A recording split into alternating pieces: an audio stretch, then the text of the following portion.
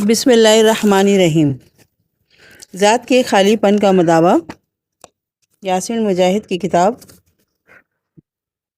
اور part number ہے 23۔ انتصابی انداز۔ جس انداز میں ہم سوچتے ہیں اس بات میں شفا یابی کے لیے ہو سکتا ہے کہ ہمیں علاج کی ضرورت ہو، یہ علاج منفی خیالات کے نمونوں، اسکیموں اور انتصابی انداز کو مثبت طریقوں سے بدلنے میں مددگار ثابت ہو سکتا ہے۔ مثال کے طور پر علم نفسیات کے نامور ماہرین کی فہرست میں اوپری درجوں پر براجمان وہ نفسیات دانوں سیلگ مین اور ابرامسن اور دیگر کی تحقیق میں یہ بات سامنے آئی کہ منفی انتصابی انداز رکھنے والے لوگ ڈپریشن کا زیادہ شکار ہو سکتے ہیں۔ مثال کے طور پر بعد از ٹرانسپلانٹ مریضوں پر کی جانے والی تحقیق سے یہ بات سامنے آئی کہ جنس اور عمر کی بجائے ایک پر امید وضاحتی انداز نمایاں طور پر بلند معیار زندگی سے وابستہ تھا۔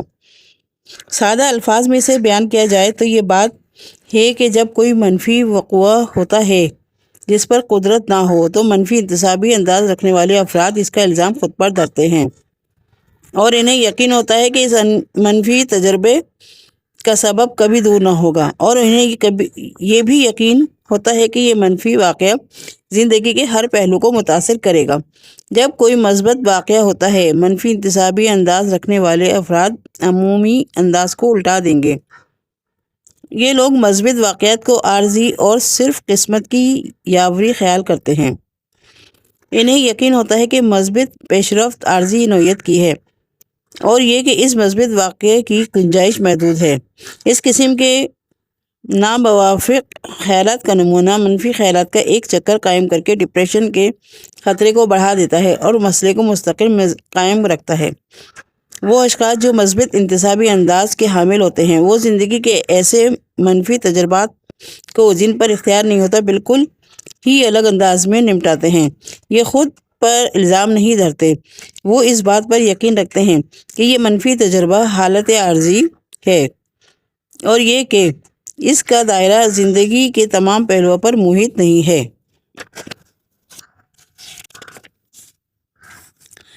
مقامی پر امید وضاحتی انداز کا تعلق بلند سطحی حوصلہ افزائی، کامیابی اور جسمانی صحت کے ساتھ ہے۔ اس کے علاوہ اس کے نتیجے میں بددلی کی علامت بھی کم سطح پر ہوتی ہے۔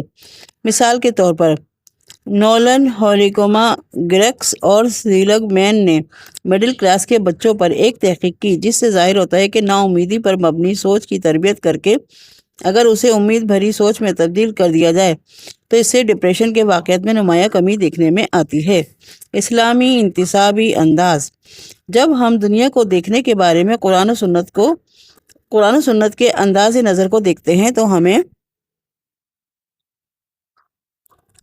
تو ہمیں ہر جگہ مثبت انتصابی انداز ہی دکھائی دیتا ہے۔ اللہ اور اس کے رسول صلی اللہ علیہ وسلم نے ہمیں سکھایا کہ کچھ ایسے واقعات ہوتے ہیں جن پر ہمارا کوئی اختیار نہیں ہوتا، اس لیے ہمیں ان پر خود کو اندرونی طور پر معجزہ الزام نہیں ٹھہرا سکتے، اور نہ ہمیں ٹھہرانا چاہیے۔ نظریہ قدر یعنی تقدیر ہمارے ایمان کا ایک ستون ہے۔ قرآن میں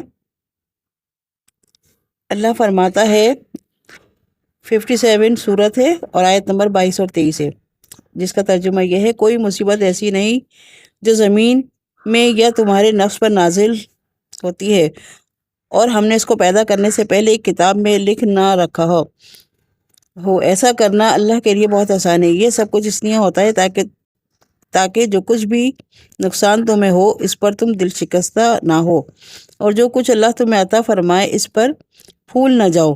اللہ ایسے لوگوں کو پسند نہیں کرتا جو اپنے آپ کو بڑی چیز سمجھتے ہیں اور فخر جتاتے ہیں۔ آپ صلی اللہ علیہ وسلم کا ارشاد مبارک ہے، جس کا ترجمہ ہے: اللہ پر نگاہ رکھ تو اسے سامنے پائے گا، اللہ پر نگاہ رکھ تو اسے سامنے پائے گا۔ تو فراغی میں اللہ کی طرف توجہ رکھ، وہ سختی کے عالم میں تیری طرف توجہ رکھے گا۔ یہ جان لے کہ جو چیز خطا ہو گئی اسے خطا ہو جانا ہی تھا، اور جو تجھے پہنچی تھی وہ ضرور پہنچ کر رہے گی، اور جان لے کہ اللہ تعالیٰ کی مدد صبر کے ساتھ ہے اور کشور کار محنت کے ساتھ ہوتی ہے۔ ہر تنگی کے بعد آسانی ہے۔ حدیث نمبر یہ 40 ہے۔ حدیث نبی صلی اللہ علیہ وسلم ہے۔ ایک اور حدیث میں آپ صلی اللہ علیہ وسلم فرماتے ہیں، عبداللہ بن عباس کہتے ہیں کہ میں ایک دن رسول اللہ صلی اللہ علیہ وآلہ وسلم کے ساتھ سواری پر پیچھے تھا۔ آپ نے فرمایا، اے لڑکے، بے شک میں تمہیں چند اہم باتیں بتلا رہا ہوں، تم اللہ کے احکام کی حفاظت کرو اور وہ تمہاری حفاظت فرمائے گا۔ تو اللہ کے حقوق کا خیال رکھ، اسے تم اپنے سامنے پاؤ گے۔ جب تم کوئی چیز مانگو تو صرف اللہ سے مانگو، جب تم مدد چاہو تو صرف اللہ سے مدد طلب کرو، اور یہ بات جان لو کہ اگر ساری امت بھی جمع ہو کر تمہیں کچھ نفع پہنچانا چاہے تو وہ تمہیں اس سے زیادہ کچھ بھی نفع نہیں پہنچا سکتی جو اللہ نے تمہارے لیے لکھ دیا ہے، اور اگر وہ تمہیں کچھ نقصان پہنچانے کے لیے جمع ہو جائے تو اس سے زیادہ کچھ نقصان نہیں پہنچا سکتی جو اللہ نے تمہارے لیے لکھ دیا ہے۔ قلم اٹھا لیے گئے، تقدیر کے صحیفے خشک ہو گئے۔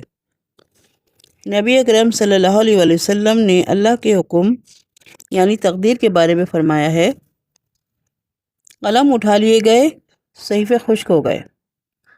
اس بات کو حقیقی معنوں میں سمجھ کر ہماری زندگی کے ایسے واقعات جن پر ہمارا اختیار نہیں، ہمارے اختیار سے باہر مصائب کے دوران مومن کے لیے سکون کا باعث بنتی ہے۔